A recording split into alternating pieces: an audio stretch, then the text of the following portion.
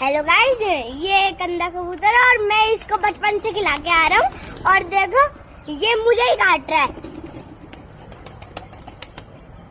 देखो